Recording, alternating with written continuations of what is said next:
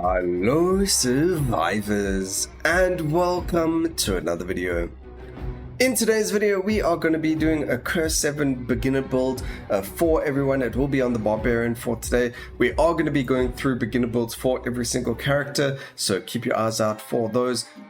What we got today is we are looking at our skill tree. We haven't really put anything else more into there, even though we are prestige 70 on the Barbarian. The whole point of this is to do it without the skill tree, to show you that you don't need that much investment into it to beat Curse 7. But obviously the more you invest into the skill tree, the easier it's going to be. So, you know, if you've got more investment into, let's say, your Barbarian or into the skill tree itself, it's going to be a lot easier for you. I do actually want this because this is very strong. That is literally like what, 20 something levels in the 26 levels into the prestige of the Barbarian and the max skill tree. So everyone should be able to get that, which is pretty easy over there. So that's going to make it a lot easier. For Curse 7 you should be able to have his ascension bar then, so we're not really going to worry about that too much. You should have your skill tree maxed out by the time you're hitting this curse. If you don't, you just need to finish that, because otherwise it might be a bit too difficult. Now you should have multicast mastery unlocked already by doing a curse 4 of the Caves of Del Zog. So curse 4, then you unlock it. Pretty simple, pretty easy, not too difficult over there. But something I do want to speak about is, if you have a look over here, you can see the curse is 4 over here. We got 10 out of 5 of the curses, so we have absolutely everything unlocked. If I go and disable the House of the Lords, we lose curse, but you can see that none of the bonuses over here actually get negative, so we don't lose any of them. So there is no real reason to go and do anything more than what's necessary, besides for challenging yourself in the future. But if you don't have everything unlocked, then there's no point in doing the higher curses or adding more curses than what's necessary. You're not losing out on any bonuses, and it only makes it harder to finish the level. So if you do want to farm things, if you're looking to do all of that, then, you know, just make sure you've got the minimum requirement for that. Obviously there is a min-max to try and get the best curses possible, but that's for another day. Now today we're going to be doing Curse 7 over here. So you can see we've taken these. We leave Warlords of the Void out as much as possible, because we don't want the Lords of the Void to have the block, the extra health and the armor. We don't want to make them harder than what they're already going to be. So we make sure that Captain of the Void and Warlords of the Void, if we can avoid them, then we will do that as much as possible. So this is all of the curses that I'm running. Just going to go through it slowly so you can see, and maybe stop and start and, you know, pause or get it all done and done with. We do take Pillars of Despair over here. Although it says it's a powerful curse, it's not really. You can completely ignore the pillars. I'll only go and destroy them later on, or after I've defeated the bosses or whatever, if I have, or if I want to, just because they create the red circles on the screen for us to have to get rid of. And then there we go, Ethereal Lords. So you can see I'm sitting at 550. It seems to be that Ethereal Lords activating it does give you the 600. I believe that the devs have, you know, that's an oversight on their behalf. This should be on 600 with max curses, but this used to be a requirement for max curse, and it was changed, but I don't believe the bonus was increased at that case. So I mean, again, an oversight there. We're still in the alpha, so these things can still be changed, fixed, adjusted, or whatever the case may be. So these are the final curses, and again we are playing on the Barbarian. Just to take a look at the skill list over here, he's got access to quite a lot. He's got electric, earth, swing, thrust and slam, a very strong combination of skills. We got whirlwind, throw axe for finesse. We got ourselves scent of blood, which based off how many finesse stacks you have. We've got brittle from earthquake. We've got a lot of block exposed form.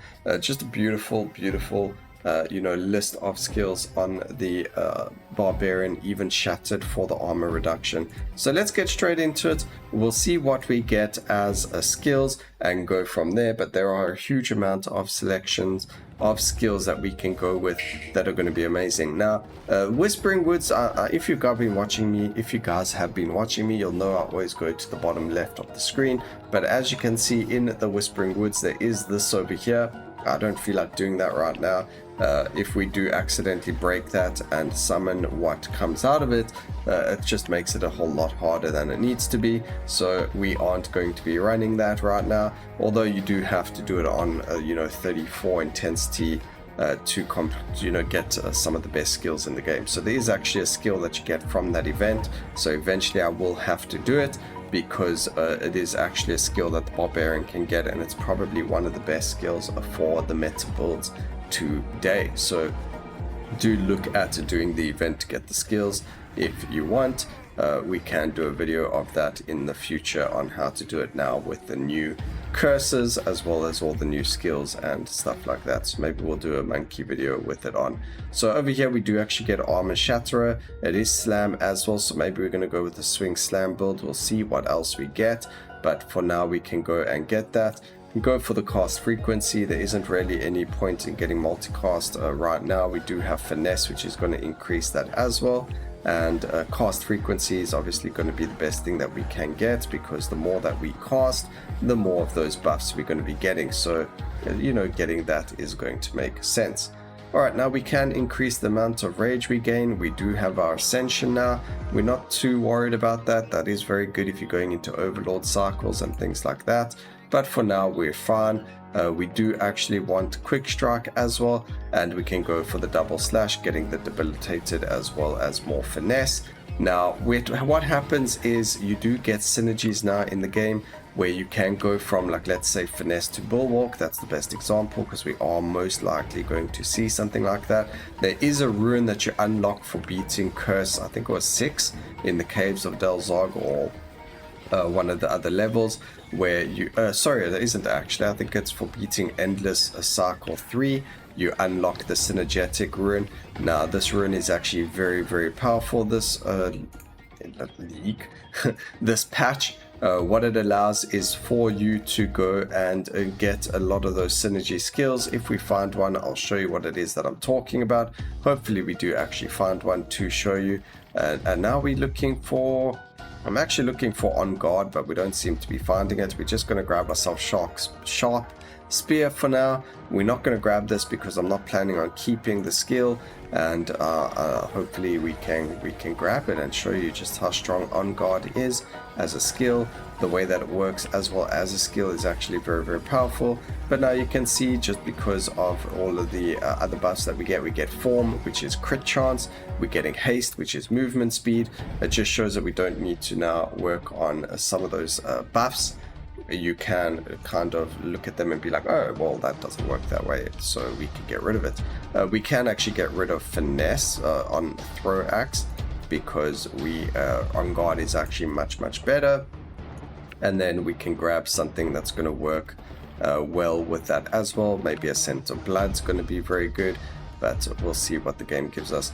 So now we've got some of these synergies. We've got momentum boost, where now we increase the damage based on how many thrust skills we have. We've got 3 of them, so we times this number by 3, which means we'll get 42% increased damage. You can see we've got absolutely nothing for whirlwind. As soon as we take that, we get 48%. Sorry, my maths was bad there.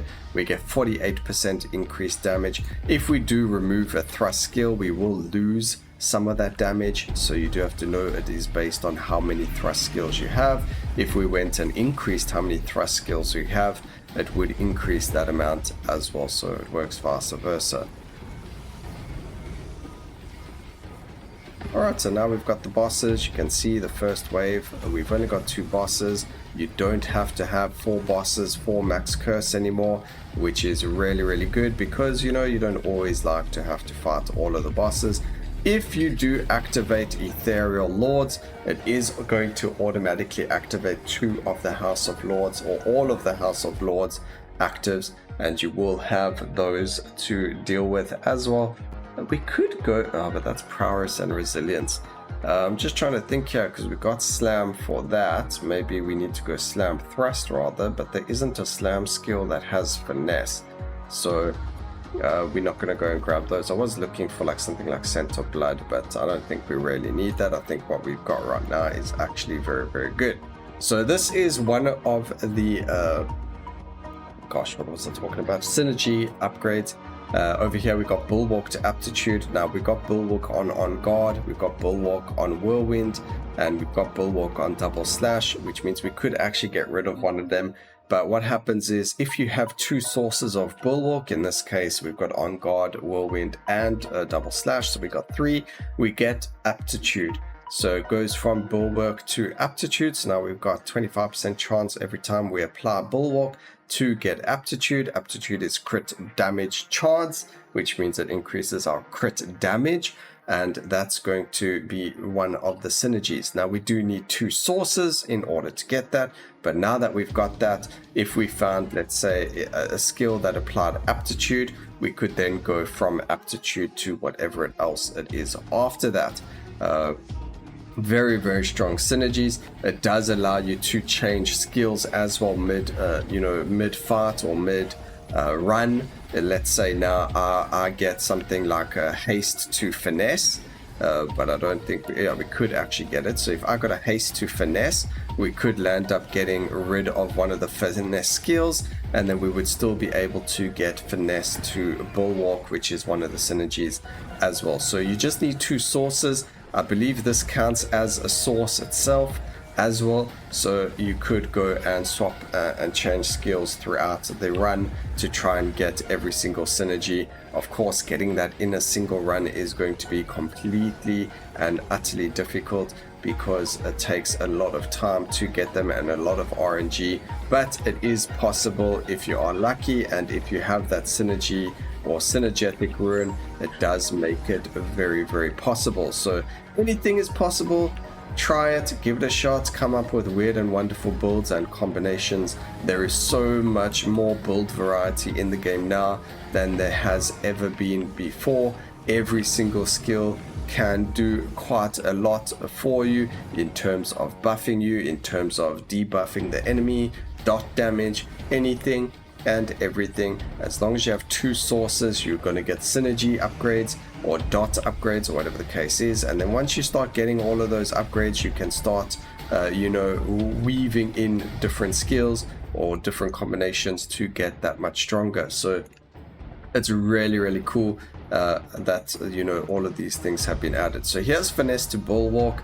That means we can actually now get rid of one of our Bulwark skills, or 2 of them if we wanted to, but we need to get the haste to finesse first because some of those skills are for finesse. But now that we've got that, we're going to be even more Bulwark, so that means we get even more Aptitude and even more block chance. So very, very strong. As long as you're getting these synergy upgrades, you're going to feel extremely powerful, and you are going to be able to walk through absolutely everything in this game. So very, very, very strong. Again, we are on a difficulty 4 stage, which we never actually spoke about, sorry. So there's new difficulties per stage or per level. In this case, we can see the Whispering Woods has a difficulty of 4. What that means is that the enemy's health is increased, the damage, attack speed, and movement speed. This is a multiplicative bonus based on the amount of curses you take as well. So, curse gives all those stats as well. That's based off of a whole lot of different things as well. So, we get a whole lot of multipliers to enemies being stronger. So the higher the danger level, the harder the map is going to be. The danger level doesn't change when you go into Overlord, regardless of what map is being used, or Endless. It will always stay the same based on the map that you originally chose. So if you start off in Scorching Valley, which is the danger level of 0, then you never have to worry about the danger level as long as you're playing on Overlord or Endless from the starting map of Scorching Valley. And then it goes up to a total of, I think, plus 14 or danger level 14, which is the Dungeons of Despair, which means that the Dungeons of Despair will be the most difficult map for you to finish. but it does mean you need to just kind of focus on your build a lot more, but it doesn't mean that it is impossible. It just means it's slightly more difficult than you otherwise would have fought if it didn't have that danger level. So build synergies and things like that do become more important for that level. You don't really want to, especially if you do want to finish it, you do have to think about your build synergies and something like that. Once this is all speaking before, you know, until you get your max skill tree. Once you have a max skill tree, you should be able to do quite a few, or any build doing max curse, max danger level. You just gotta, you know, find what works for you and have fun with it. You gotta play with what you find fun and go and figure out how to make it stronger. There's always a way to get something weird and wonderful out there, whether it be by a ruin or by one skill change or whatever the case may be. There's always options. If you do have a build that you've been thinking about and you've been struggling to get it to perform, you can let me know down in the comment section, and I'll be more than happy to try it out, see what we can do to make it work on whatever difficulty it is that you're struggling with. Of course, doing like high overlord or high endless on those builds is a completely another story, but as you can see here, we do get our haste to finesse. So if I wanted to now, we could land up getting rid of 2 of the finesse skills, and we would still get more of the finesse to bulwark upgrades if we wanted to. But we want to get as much finesse as possible, because that's going to give us as much cost, multi-cast as possible as well, and it's really good to have it. So we don't really want to get rid of it. What we did want is we could take more slam skills to give us prowess. We can then go prowess to resilience, and then resilience to haste, I believe it is, or even grab skills that give prowess and resilience, and then you get both of them as an extra. But you can see how much we're blocking over there now, because we get so much bulwark and everything. So because we got all those upgrades, this build just turns into a nonsense build where we can now just stand in a lot of damage, and you can see it just says blocked, blocked, blocked, blocked. We have a lot of block chance now for free, a decent amount of armor for what we've invested into, which is absolutely nothing. But we should start seeing more synergy upgrades now as well, because we've got even more you know, chance. Actually, it doesn't change the chances, so don't worry about that. Alright, let's see, we've got 2 levels. We can go and save another few there. One thing about block that makes it extremely powerful is it is the only way that you can stop the void presence from one-shotting you. If you have enough block chance and you're lucky enough to block it, you can actually block the void presence one-hit KO. So I mean, and it's happened to me plenty of times, even before this patch, where I've had like chaos golems before they've actually done wonderful things where they go and block the void presence before. Just a really lucky block on absolutely no block chance, where they survived a hit from the void presence, and it was a lucky ass block. So very, very weird and wonderful things coming from block. A very good way to survive. I did mention I don't really worry about these towers, but we did just kill the bosses. We got 4 of them up. That does start to create a lot of area of effect for us to have to worry about and dodge. So we go and destroy all of those, and then we should be okay to kind of just chill in a corner somewhere without having to worry too much about all the red circles that's going to be caused by this. So you can see them shooting the red circles that they apply, compared to, like, let's say the random which curse is a Revenge of the Void. Revenge of the Void is every time you kill an enemy, there's a chance for a random meteor to drop down. Those are random, they don't actually seek out your character or telegraph where you're moving, whereas the pillars do actually telegraph and they shoot at you.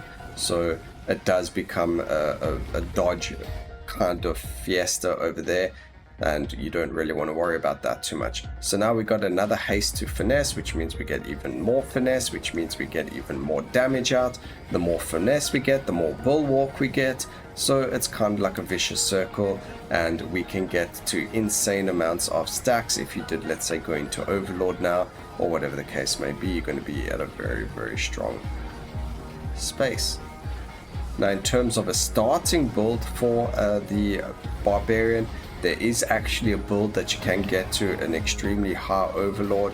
You can even do the first stage absolutely fresh file in 5 minutes with the Barbarian now, with skills that you get from stage. Like let's say I just bought the game, Barbarian's the first character I can play. With a little bit of game knowledge, or with watching a YouTube video, you are actually able to get to a 5 minute run with the Barbarian. Obviously it does involve a bit of luck and a bit of knowledge, of course, so if you are brand new to the game and you were trying something like this, maybe it didn't work for you, but otherwise you can try it. I think everyone should try it to see just how strong you've actually become in the new patch compared to what the game was like before that, and you'll see that because of certain things you are actually 100 times more powerful.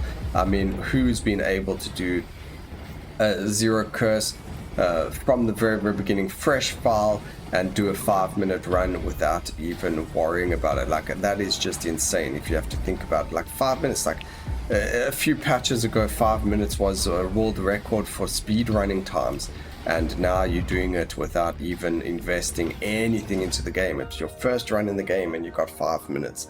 So that's really strong. There you go, you can see we finished it in 11 minutes. Not the best of times, there are much stronger builds, but that was the max curse. So I hope you guys enjoyed the video. Please remember to like, comment and subscribe for more videos like this in the future, and always remember, keep safe survivors. Until next time, cheers.